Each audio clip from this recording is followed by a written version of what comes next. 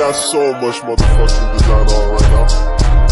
Bring it down, bring it down, bring it down. I got 3 whole thoughts on the block. Bitches on my mind, and you know. Assalamualaikum warahmatullahi wabarakatuh. Perkenalkan, nama saya Zinda Putri dengan NIM 2314201068 dari Universitas Pondokop. Pada kesempatan kali ini saya akan mewawancarai tentang pemeriksaan penunjang dengan kakak. Izin memperkenalkan dirinya, Kak.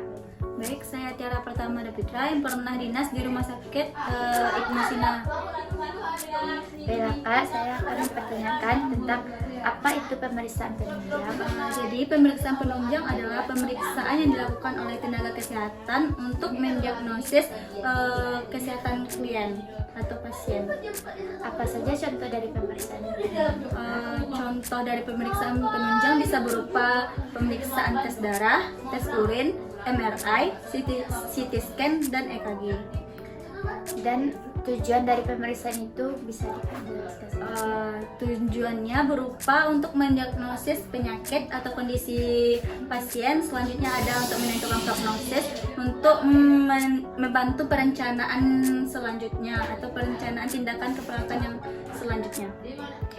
Bagaimana peran perawat dalam pemeriksaan penunjang? Peran perawat itu ada yang pertama persiapan pasien, di mana seperti dalam tes darah pasien dianjurkan untuk puasa terlebih dahulu.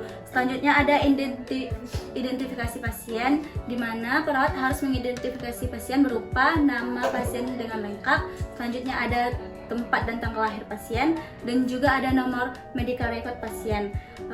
Selanjutnya ada pengambilan sampel yang benar. Pengambilan sampel yang benar ini harus dilakukan oleh perawat dan sesuai SOP yang ada. Selanjutnya ada pengaturan alat. Pengaturan alat ini pastikan alat yang digunakan sebelum pemeriksaan penunjang tersebut berfungsi. Dan selanjutnya ada pencegahan kontaminasi. Perawat harus melakukan langkah-langkah untuk melakukan pencegahan kontaminasi saat melakukan pemeriksaan tersebut.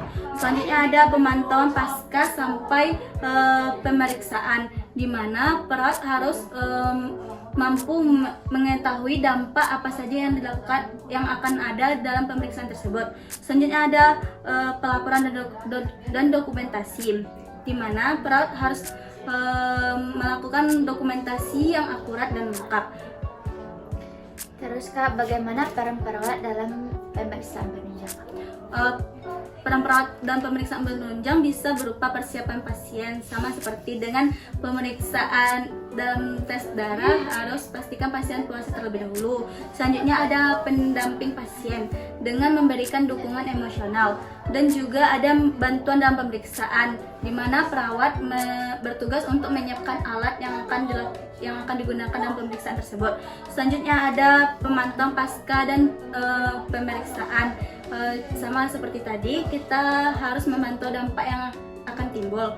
Selanjutnya ada edukasi pasien, dengan mengedukasi pasien tentang pemeriksaan penunjang yang dilakukan, seperti dalam pemeriksaan gula darah. Jadi perawat harus menjelaskan batas normal dalam hasil pemeriksaan gula darah tersebut.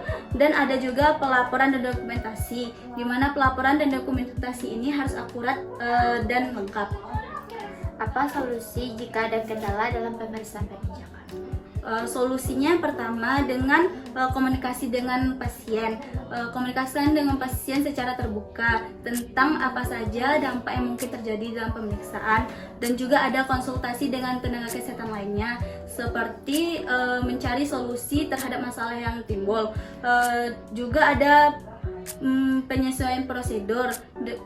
Perawat harus menyesuaikan prosedur pemeriksaan penunjang tersebut sesuai SOP yang ada.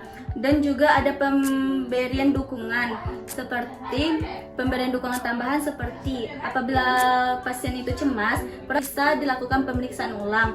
Selanjutnya ada evaluasi dan pelaporan. Hasil dari evaluasi dan pelaporan ini harus juga akurat dan lengkap. Sekian dari saya wawancara kita pemeriksaan penunjang. Terima kasih atas waktunya, Kak. Wassalamualaikum warahmatullahi wabarakatuh.